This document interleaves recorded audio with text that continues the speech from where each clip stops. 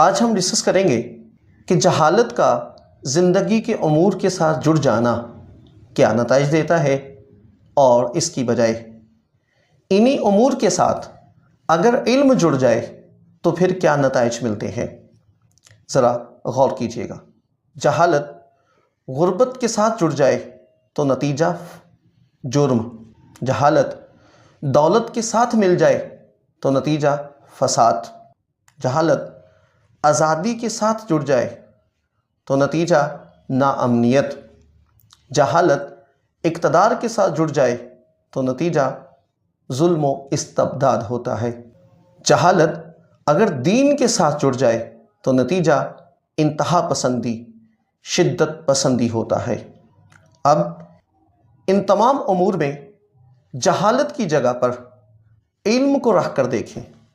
علم غربت کے ساتھ جڑ جائے تو نتیجہ قناعت، علم دولت کے ساتھ جڑ جائے تو نتیجہ جدت و ترقی، علم آزادی کے ساتھ جڑ جائے تو نتیجہ خوشحالی، علم اقتدار کے ساتھ جڑ جائے تو نتیجہ عدل و انصاف، اور اگر علم دین کے ساتھ جڑ جائے تو نتیجہ بردباری ہوتا ہے۔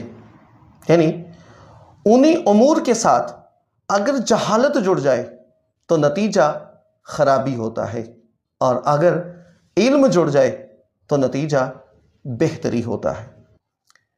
ایسا کیوں ہے؟ اس کا جواب ہمیں حضرت علی کے ایک عظیم فرمان سے ملتا ہے۔ آپ فرماتے ہیں کہ العلم رأس الخیر کلہ والجہل رأس الشر کلہ، یعنی علم ہر نیکی کی بنیاد ہے اور جہالت ہر برائی کی جڑ ہے۔